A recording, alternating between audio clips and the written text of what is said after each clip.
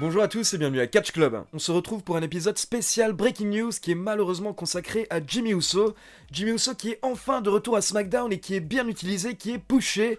Mais malheureusement dans sa vie personnelle il a fait une connerie début de semaine et il a été arrêté par la police lundi dernier. Donc on va démarrer avec quelques petites brèves AEW, NXT et Vince McMahon.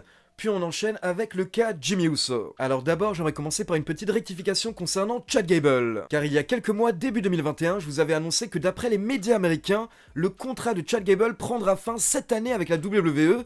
Et on pouvait voir pas mal de catcheurs de la AEW qui faisaient quelques blagues sur Twitter pour essayer d'attirer Chad Gable à la AEW. Mais cette semaine, on a eu le droit à une petite mise à jour de la part de plusieurs médias américains et apparemment, le contrat de Chad Gable ne prendra pas fin cette année.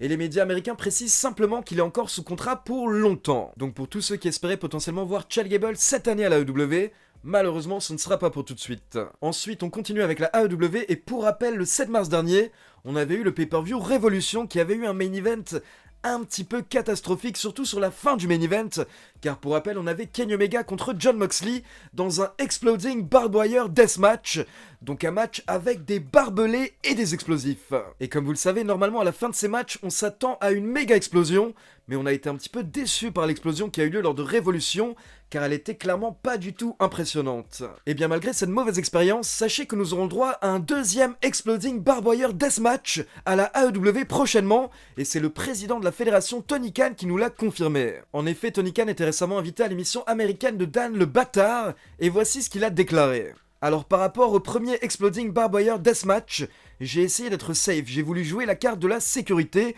et j'ai laissé des professionnels faire leur boulot, mais le problème c'est que ces professionnels n'y connaissent rien au catch. Ce sont des professionnels de la pyrotechnie, et honnêtement ils ont totalement chié lors de Révolution, ils ont totalement raté la dernière explosion. Et donc du coup au final je ne les ai même pas payés.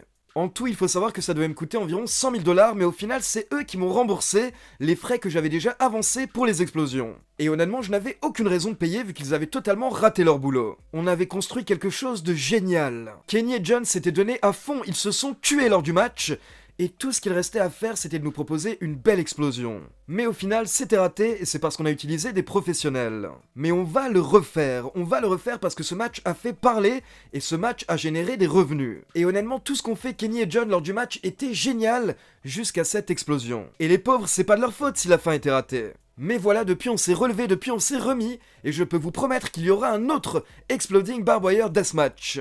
Alors perso, je suis content que la AEW n'abandonne pas l'idée, même si ça n'a pas marché la première fois.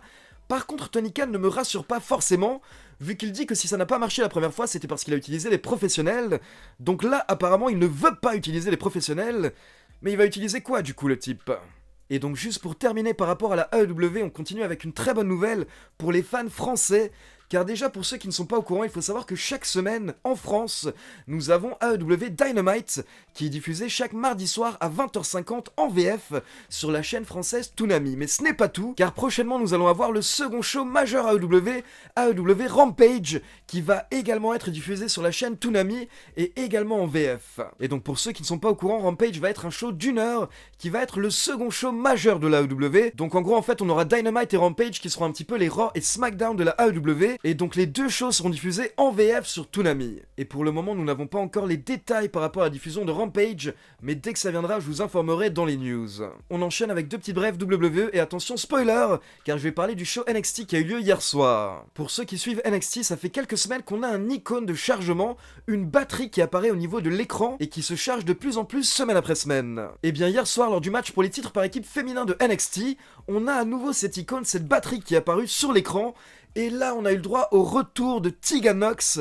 Tegan Nox qui était absente depuis environ 10 mois suite à une rupture des ligaments. Et pour info, cette petite distraction a permis à Yoshirai et Zoey Stark de remporter les titres par équipe féminin hier soir. Et après le match, Tegan Nox a attaqué Candice LeRae. Et donc au niveau des brèves, on termine avec une petite info par rapport à la nouvelle chouchou de Vince McMahon. Il s'agit de Doudrop. Pour ceux qui suivent Raw, vous savez que Doudrop est la nouvelle protégée de Eva Marie. Et on sent clairement que ça ne se passe pas très bien entre les deux catcheuses. Et bien apparemment au départ, Vince McMahon n'était pas vraiment fan fan de la storyline quand on lui a présenté, mais une fois qu'il a vu Piper Niven faire ses débuts et un petit peu s'embrouiller avec Eva Marie, eh bien apparemment Vince McMahon a été conquis et actuellement il est totalement emballé par Doudrop aka Piper Niven. Donc les médias américains nous conseillent de suivre cette rivalité de près et apparemment il y aura beaucoup de rebondissements. Et donc c'est parti, on enchaîne avec la breaking news qui concerne Jimmy Uso. Jimmy Uso qui s'est fait arrêter lundi dernier par la police. Donc en gros lundi dernier le 5 juillet vers 22h35 à Pensacola en Floride, Jimmy Uso a subi un contrôle de police car il venait de griller un feu rouge et il était également en excès de vitesse. En effet il roulait à 80 km/h dans une zone limitée à environ 56 km/h. Donc les policiers ont demandé à Jimmy Uso de baisser sa vitre et lui ont posé quelques questions, ils lui ont fait un petit interrogatoire.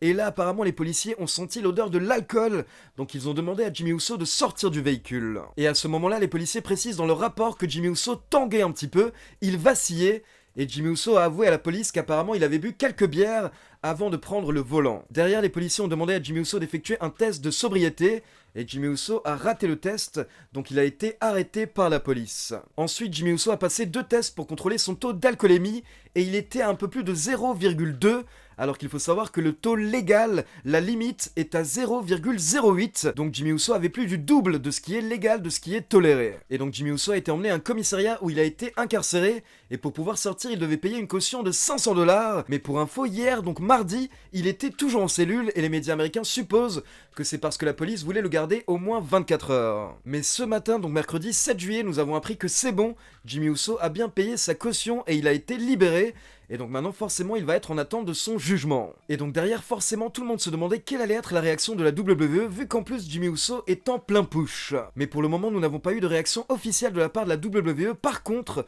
nous avons le média américain WrestleVotes qui a contacté 2 de ses sources au sein de la fédération, et ces sources lui ont dévoilé que des officiels très haut placés à la WWE seraient très déçus et très mécontents, très énervés contre Jimmy Uso. Et la raison pour laquelle les officiels sont tellement énervés contre Jimmy Uso, c'est que ce n'est pas la première fois que ce genre d'incident lui arrive, c'est la 2e fois en 2 ans. En effet, pour rappel, le 14 février 2019, Jimmy Uso avait été contrôlé en voiture alors qu'il était accompagné par Naomi. Et donc déjà, il faut savoir que Jimmy Uso avait été contrôlé parce qu'il roulait en sens inverse. Et déjà, lors de ce contrôle, en février 2019, les policiers avaient précisé que ça sentait l'alcool dans la voiture, donc ils avaient demandé à Jimmy Uso et à Naomi de sortir de la voiture, et là, apparemment, Jimmy Uso avait pété un câble, il avait enlevé son t-shirt, et il voulait se battre avec les policiers, donc les policiers avaient dû sortir leur taser et menacer Jimmy Uso, jusqu'à ce qu'il se calme. Puis quelques mois plus tard, le 25 juillet 2019, Jimmy Uso avait à nouveau été contrôlé et arrêté pour conduite en état d'ébriété. Et il faut savoir que ce n'est pas tout, car si vous allez chercher un petit peu plus loin, c'était déjà également arrivé à Jimmy Uso en 2011, donc c'est clairement un problème récurrent, et c'est vraiment dommage car vous le savez très bien, c'est très dangereux de prendre la route après avoir consommé de l'alcool, c'est dangereux pour Jimmy Uso, mais c'est également dangereux pour les gens qui sont sur la route, car Jimmy Uso pourrait provoquer un accident à tout moment. Du coup forcément maintenant on attend la réaction de la WWE, on va voir si Jimmy Uso va être utilisé ce vendredi à SmackDown, ou peut-être qu'au final la fédération va décider de le punir pendant quelques semaines, mais en tout cas le plus important c'est d'essayer d'aider Jimmy Uso pour que cette situation ne se répète plus. Donc voilà, c'est tout pour cet épisode spécial Breaking News. Comme d'habitude, n'hésitez pas à me laisser vos avis dans les commentaires, et n'oubliez pas de liker la vidéo, de vous abonner à la chaîne et de cliquer sur la petite cloche pour être informé de la sortie des prochaines vidéos. Ciao tout le monde!